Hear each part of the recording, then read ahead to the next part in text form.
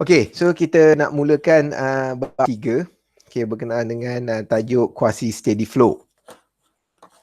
So quasi steady flow ni membawa maksud kita akan membincangkan tentang aliran yang berubah-ubah dengan masa.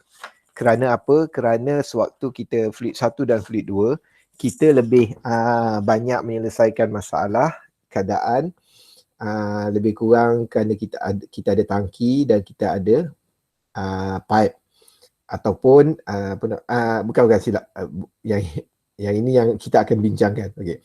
Di dalam fluid 1, fluid 2 kita lebih kepada kita akan membincangkan sama ada kita ada pipe. So sama ada pipe tu makin mengecil atau makin membesar. So pipe tu mungkin ada junction, ada L-band dan sebagainya. Okey, maknanya kita lebih kepada apa yang berlaku di dalam pipe sahaja. Dalam keadaan kita menggunakan dia adalah steady flow. Steady flow ni membawa maksud velocity tidak berubah dengan masa. Maksudnya kita anggap laju air yang lalu di dalam pipe adalah constant. Kalau kita kata dia 5 meter per second, oleh itu dia akan selamanya 5 meter per second. Okey, itu steady flow. Tetapi ada satu keadaan, kita terpaksa untuk mempertimbangkan aliran air yang semakin lama semakin perlahan. Contohnya, kalau kita ada tangki di sini dan kita ada pipe, kita dapati bahawa air yang keluar daripada pipe semakin lama semakin perlahan kerana ketinggian air di sini akan semakin berkurangan. Jadi kita nak tengok berkenaan dengan ini. Kerana dalam bab 3 ni kita lebih fokus kepada kita ingin mencari berapa masa yang diperlukan untuk kita mengosongkan tangki. Ataupun kita nak cari pada masa yang tertentu, contohnya diminta 100 saat, 10 saat dan sebagainya, berapa banyak isi padu yang kita boleh alirkan keluar. Okey, so maknanya nature bab ini adalah untuk top up sedikit apa yang kita telah belajar di dalam fluid 1, fluid 2. Okey, so jadi kita kata, let's say, katakan kita ada sebuah keadaan seperti ini.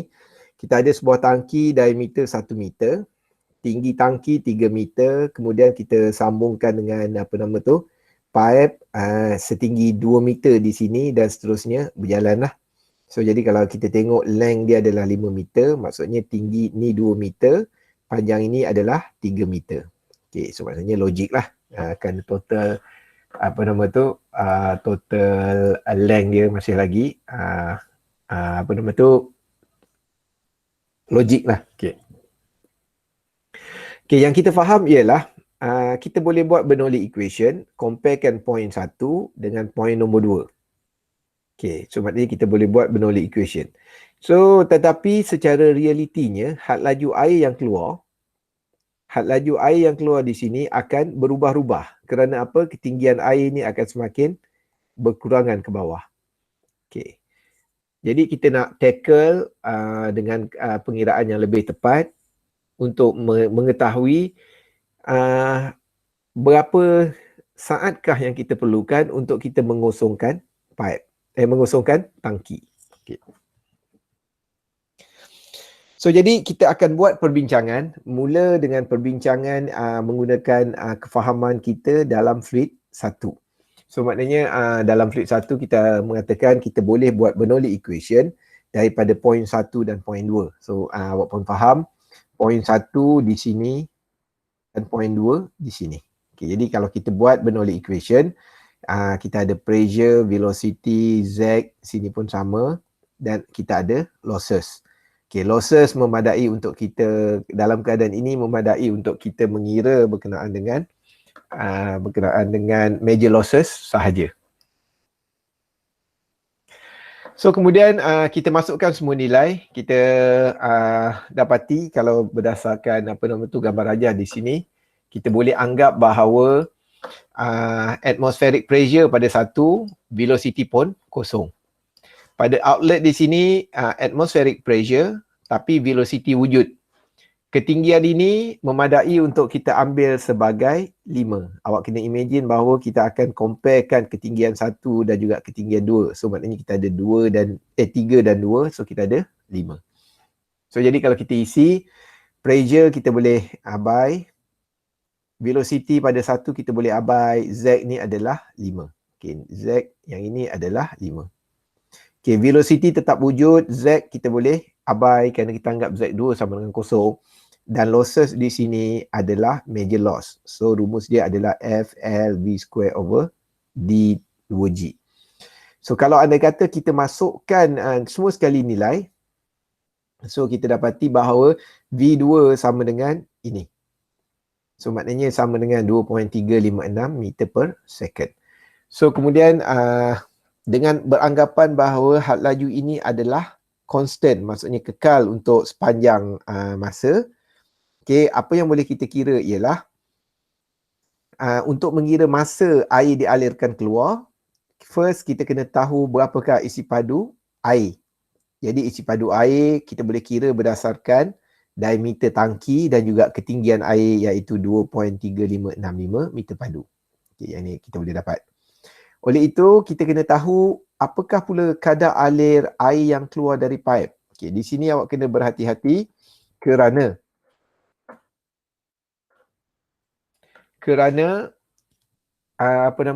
masa yang diperlukan untuk mengalirkan air keluar adalah bergantung kepada kadar alir pada outlet. So maknanya kalau kat sini laju, cepatlah air dikosongkan, cepatlah tangki dikosongkan. Kalau kadar alir pada outlet perlahan, so masa akan menjadi panjang. So jadi kita kira kadar alir pada outlet. So macam mana cara nak mengira kadar air pada outlet? So kita boleh refer kepada pengiraan ini. Kita tahu bahawa Q sama juga dengan A dan V. Oleh itu kita tahu bahawa had laju air yang keluar V ni kita telah kira pada pengiraan sebelumnya. Kita dah dapat. Oleh itu kita perlu mengira nilai A. So nilai A di sini awak kena pastikan bahawa awak mengambil cross section area untuk pipe yang keluar. Okay. So ada setengah pelajar dia terkhilaf, dia duk ambil kira area yang di sini pula. Okay, awak kena faham pada point apa kita nak ambil dan kita gunakan nilai pada point tersebut. So jadi kita masukkan area untuk pipe di sini dan kita boleh dapat kadar alir pada outlet adalah 1.66 darab 10 kuasa negatif 3 meter padu per second. Jadi kita pun boleh faham kalau kadar alir adalah meter padu per second. Jadi kalau kita nak cari second, maknanya kita cari meter padu ni adalah volume. Volume dibahagikan dengan kadar alir untuk dapat masa, time. Okay, jadi apa yang kita buat? Kita bahagikan volume, isi padu air yang ke semua tangki, jadi 2.3565, dibahagikan dengan kadar alir pada outlet. Ini adalah kadar alir pada outlet. Oleh itu, kita akan dapat ia 1414.8 saat. Okey. Dan ini, masa ini kita sebenarnya awak kena faham, masa ini adalah masa minimum. Kerana apa? Kerana kita anggap had laju air adalah constant sebanyak 2.356 meter per second. Sedangkan secara realitinya, air tidak akan constant sebagai 2.35. Kerana apa? Kerana tangki semakin berkurangan. Okey. Jadi, oleh kerana kita anggap air adalah paling laju, masa yang kita dapat adalah masa minimum. Okey, tak apa. Kita tinggalkan. Kita buat analisis kedua.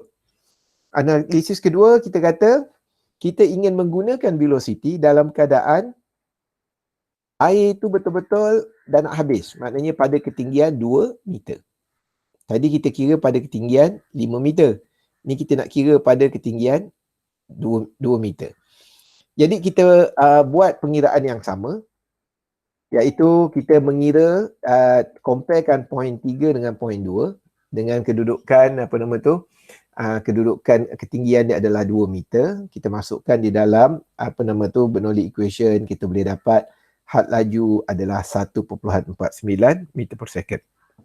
Dan kita anggap had laju ini akan kekal. Maksudnya, walaupun air penuh dan sebagainya, kita ambillah juga had laju adalah 1.49.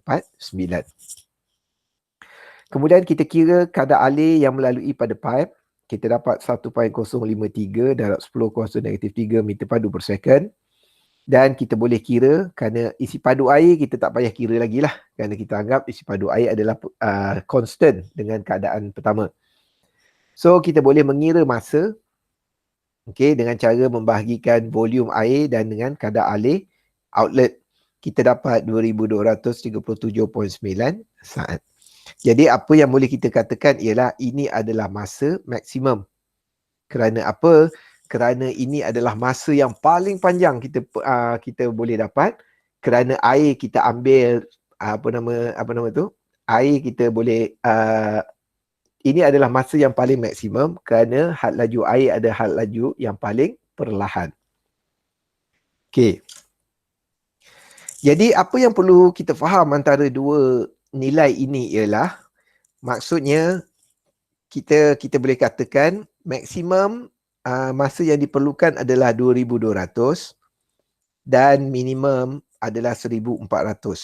Dan sebenarnya jawapan yang tepat ialah di antara dua nilai ini. Itu yang awak kena faham. Maksudnya kalau awak buat, awak kira, awak dapat masa dia adalah 2800 katakan second. So maksudnya ada something wrong dengan pengiraan awak. Ada something yang salah.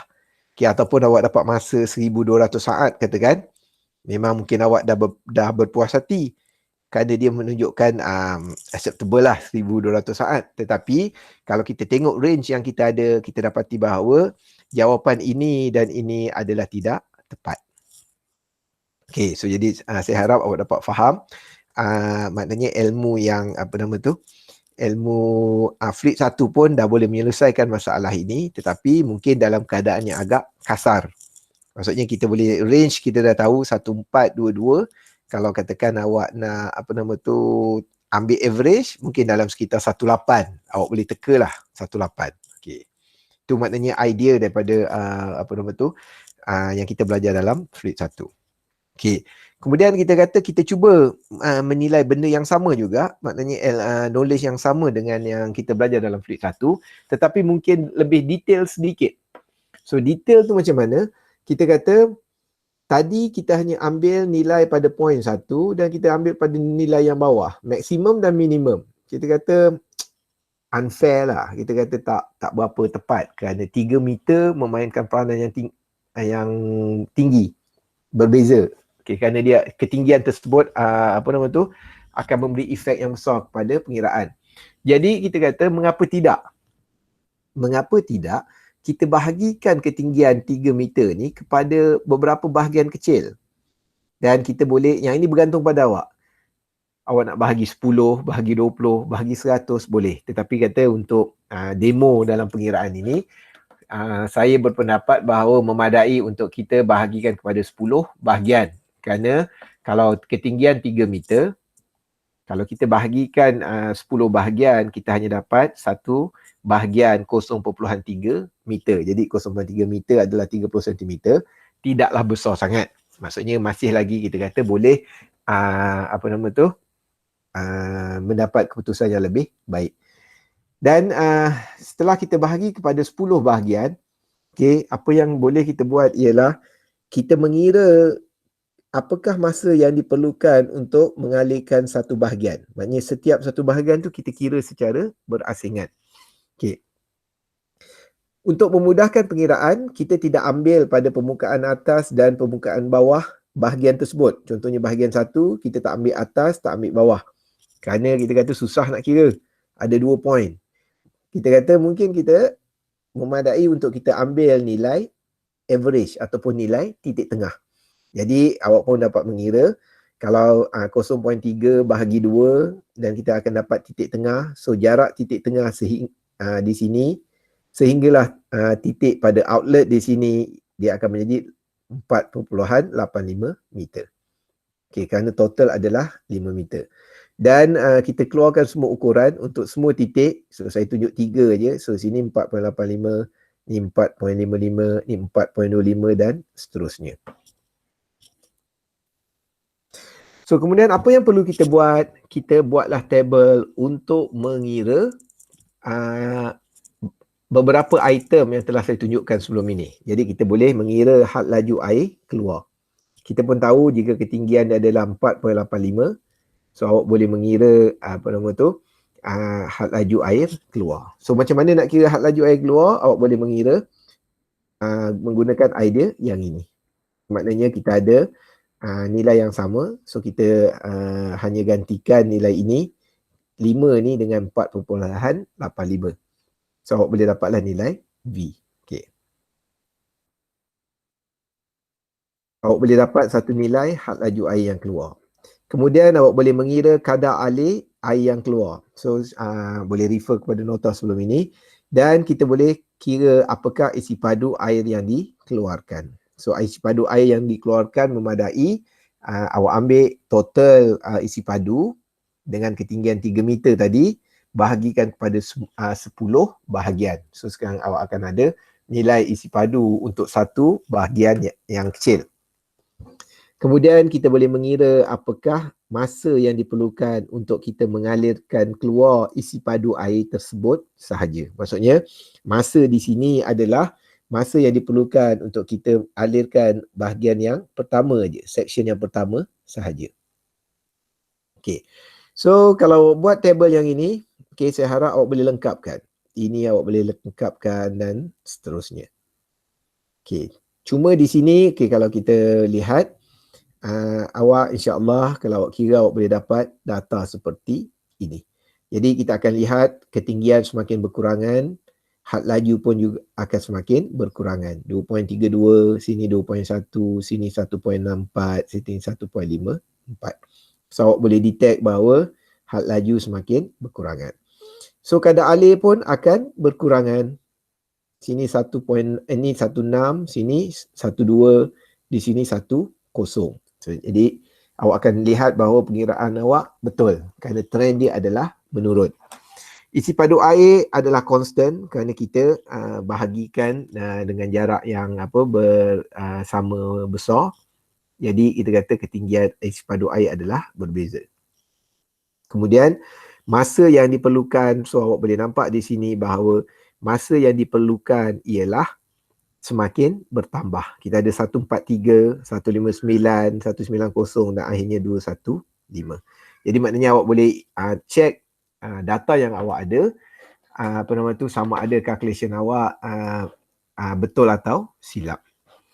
So kemudian daripada table ini, okay, yang saya harap awak dapat alert ialah pastikan awak boleh mengetahui cara untuk mendapatkan jawapan daripada table calculation. Itu sebab salah satu tujuan kita buat ada makmal 1, makmal 2, modul, and then kita push kepada PSM dan sebagainya adalah untuk memastikan bahawa pelajar undergraduate, maksudnya pelajar berijazah, mampu untuk membuat pengukuran, membuat table, and then daripada table mampu untuk mengeluarkan jawapan terhadap persoalan.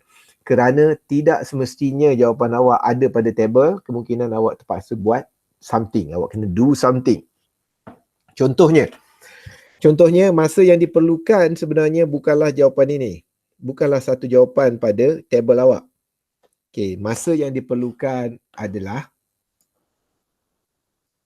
hasil tambah untuk semua nilai ini. Jadi kalau awak tambahkan semua nilai ini, awak akan dapat 1732.6893 second. Oleh itu, masa yang diperlukan untuk kita mengalir, untuk kosongkan tangki ialah 1732 saat. Dan kita dapati bahawa nombor ini kita boleh terima kerana kalau kita comparekan dengan range yang kita ada, dia adalah duduk di antara 14 dan 22. So jadi awak dapat idea. So even kalau kita buat average pun, kita kata kita akan dapat dalam 18. So maknanya masih lagi average bukanlah satu pengiraan yang tepat. Okay.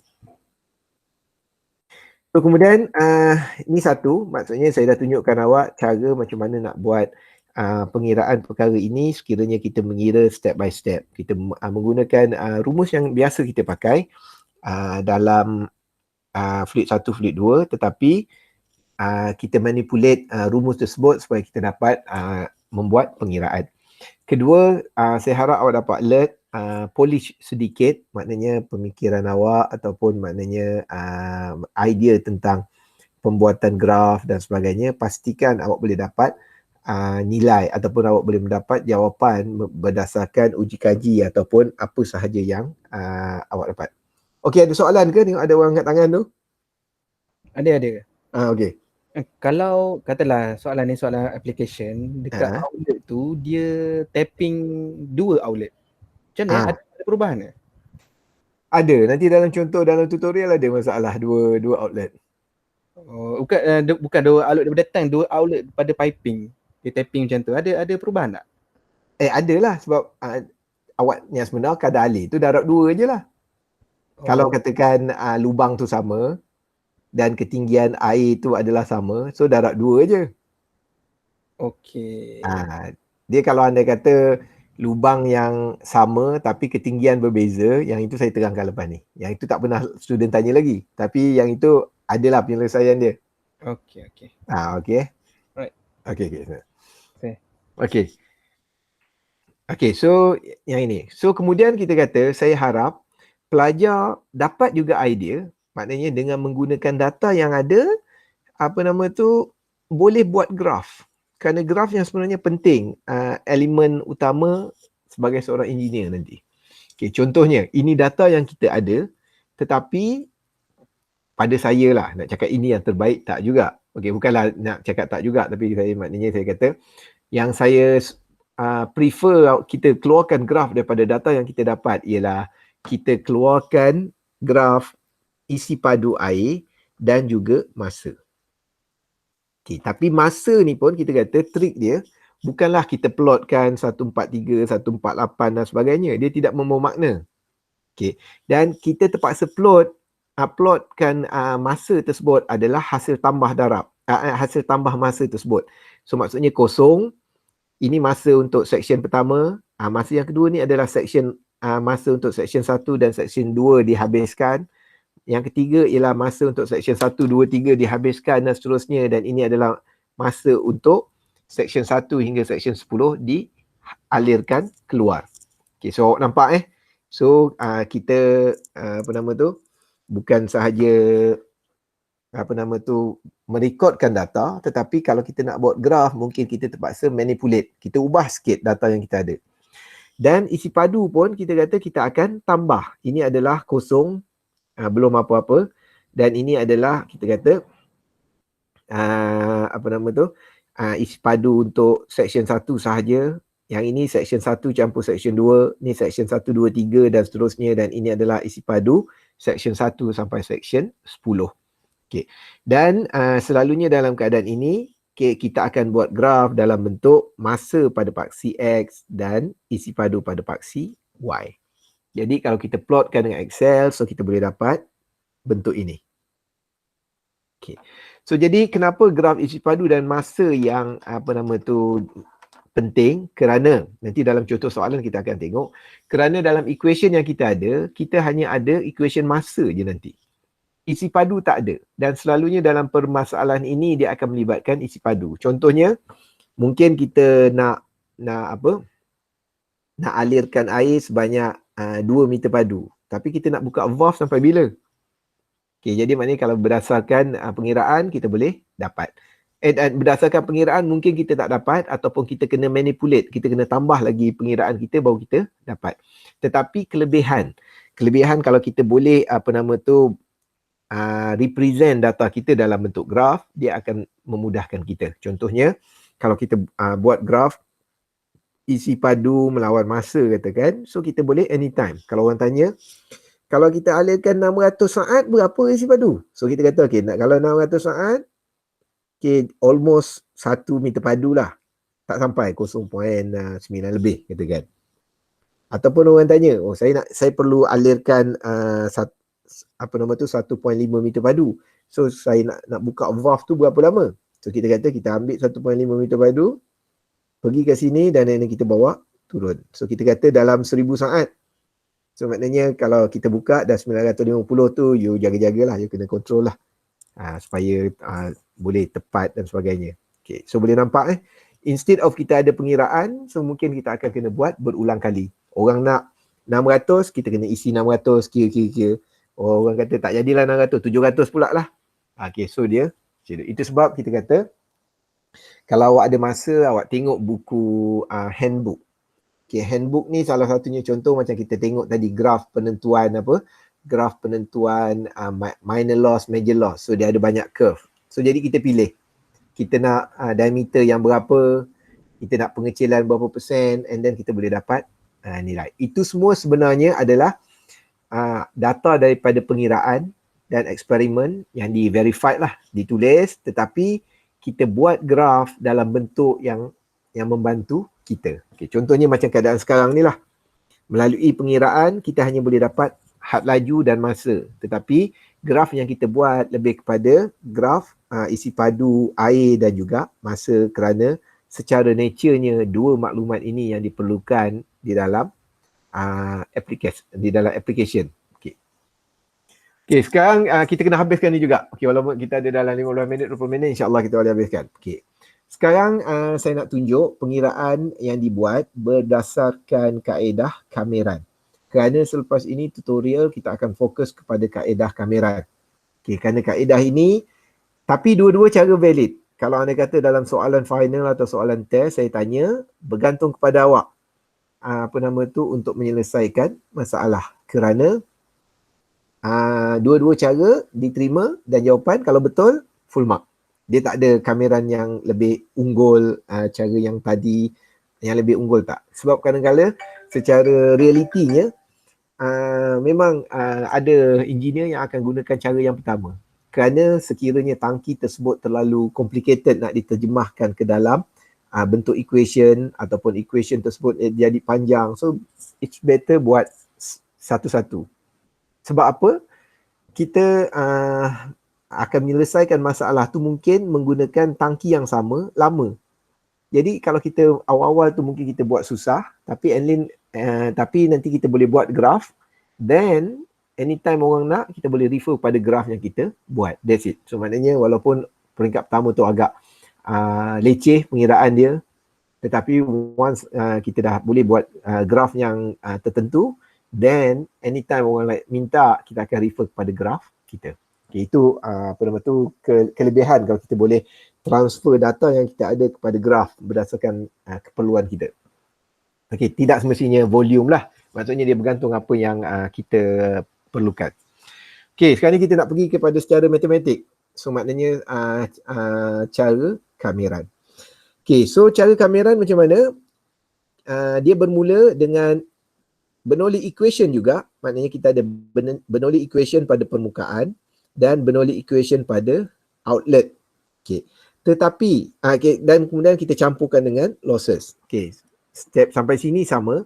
Okay. Tetapi trik dia, hint dia, okay, kita kena masukkan nilai Z1 ini sebagai pemboleh ubah, unknown. Okay. Jangan, kalau awak ingin gunakan cara kameran, jangan masukkan Z1 ni sama dengan ketinggian yang diberi dalam soalan. Maknanya kalau dia 5 meter ke 2 meter ke, jangan. Sebab apa? Awak kena faham, kita perlu mewujudkan equation yang membolehkan kita mengira perubahan ketinggian. Okay, awak boleh faham sebab kita ada tangki kat sini dan kat sini kita ada pipe. So ketinggian ini kita kena anggap berubah-ubah, X ataupun H lah, berubah-ubah. Oleh itu kita masukkan nilai Z1 di sini sebagai H. Okay. So kemudian kita teruskan pengiraan. Oleh itu kita boleh selesaikan semua sekali. Kita boleh menulis V2 sama juga dengan 1.054 punca H. So saya prefer untuk kira yang ini awak faham, dia seolah-olah punca 1.11 darabkan dengan punca H. So punca 1.11 insya-Allah kita boleh dapat sekitar 1.054. Okay, jadi maksudnya kita jangan masukkan nilai bagi Z supaya equation kita, maknanya equation velocity kita dalam bentuk pemboleh ubah. Kerana apa? Equation ini melambangkan Equation ini melambangkan sekiranya H semakin rendah, okay, sekiranya H semakin rendah, so nilai velocity juga akan semakin rendah. Okay, so boleh nampak. Jadi trik yang pertama untuk buat kameran, jangan masukkan numbers di dalam equation tersebut kerana dia akan merosakkan proses kameran kita. Okay. So kemudian kita kata kita stick kepada idea continuity equation. Okay, kita stick kepada idea continuity equation. So continuity sama juga dengan Q1 sama dengan Q2. So kita boleh tulis dia menjadi A1 V1 A2 V2. Okay, tapi macam mana kita nak tulis? So kita imagine kita ada tangki di sini. Okay, and then kita ada pipe. Okay. Dan ini pipe keluar. Okay, so ini point 1 katakan. So ini point 2. Okay, so boleh dapat Okay. Pada point 2, kita kata Q2 awak tak susah nak cari. Dia straightforward, dia ada A2 dan V2. So V2 ni yang mana? Okay, V2 ni kita kata adalah ini yang kita dapat ni. Ini V2 kita. Okay. Then A2 ni yang mana? So A2 ni ialah kita pengiraan kita berdasarkan cross sectional area pada 2. Kalau dia bulat, gunalah pi d square over 4. Kalau dia 3 segi, gunalah 3 segi. Kalau dia 4 segi, gunalah 4 segi. Maknanya rumus untuk mencari luas 4 segi, luas bulatan dan sebagainya. Bergantung kepada bentuk outlet yang kita ada. Okay. So kita pergi kepada inlet. Okay. Inlet kita boleh tulis di sini sebagai A1 dan V1. A1 pun agak mudah kerana apa? Kerana kita tengok apa cross section tangki kita. Kalau tangki kita bulat, gunalah rumus bulat. Kalau tangki kita 4 segi, gunalah 4 segi. Okay. Tetapi velocity kita kata agak sukar. Kerana kita kata dia secara fizikalnya ataupun secara straightforward dia macam tak ada velocity. Okay. Tetapi kita kena faham, kita telah belajar di dalam fluid 1 tajuk dimensional analysis. Maksudnya kita boleh buat kiasan ataupun kita boleh faham sesuatu function itu berdasarkan unit dia. Jadi kita kata velocity ni unit dia adalah meter per second. Maksudnya dia adalah perubahan length jarak dengan time. So jadilah velocity. So jadi kalau kita tengok ni tangki, ni ada air. So selepas beberapa second, kita kata permukaan air akan berubah. Dia akan duduk di situ. Oleh itu kita kata after certain time, selepas beberapa ketika, level air ini bergerak daripada atas ke bawah. So level air ini adalah distance. Oleh itu memadai kita kata V1 sama juga dengan dH over dt. Okay. Kerana dia adalah jarak ketinggian dibahagikan dengan masa. So dia jadi velocity. Oleh itu kita ganti V1 ni dengan dH dt. Okay, boleh dapat Okay, jadi saya rasa awak boleh dapat imagine daripada equation apa kita guna dan kita ganti macam mana. So jadi kita ganti, kita ada A1, V1, A2, V2. So kita gantikan, yang paling saya rasa yang baharu di sini ialah kita gantikan V1 dengan dH dt. So kemudian apa yang kita buat, kita kena do something. Kita kena bawa benda yang tidak ada kena mengena dengan H ke sebelah kanan. So ni kita boleh tulis sebagai dH dt sama dengan sekian. And then awak pun nampak sini ada H dan sini pun ada H. So kita tak boleh nak letak dia pada side yang berlainan. Apa kita buat, H ini kita akan pindahkan ke sebelah kiri. Jadi kita dapat menulis sebutan seperti ini. H kuasa negatif 1/2 dH sama juga dengan 9 dt. So dt ni datang dari mana-mana, nilai ini kita bawa ke kanan. Okay, so saya harap awak dapat alert. Okay, kerana dalam fluid 2 kita dah belajar boundary layer. Dalam pengiraan boundary layer pun kita faham ada keadaan yang lebih kurang sama seperti ini. Kerana apa? Kita cuba dapatkan nilai H dan juga nilai T dengan cara integration, dengan cara kameran. Jadi macam mana kita nak buat? Kita kamerkan kedua-dua bahagian. So kalau kita kamerkan kedua-dua bahagian, maknanya sini ada kameran dan sini ada kameran. So kita boleh kamerkan H kuasa negatif 1/2 kepada DH dan kita boleh kamerkan nilai ini kepada DT. Oleh kerana nilai ini tidak ada T, jadi dia akan keluar nilai T. So yang kat sebelah satu lagi tu, kerana dia ada sebutan, ada H kuasa negatif 1/2, jadi awak kena kamerkan apa nama tu, term tersebut. Okay, di dalam kameran mesti ada limit. Okay. So limit ini yang awak nak ambil daripada mana? Limit ni kita tengoklah kepada application kita. Okay, limit ni yang kadang-kadang berlaku kesilapan.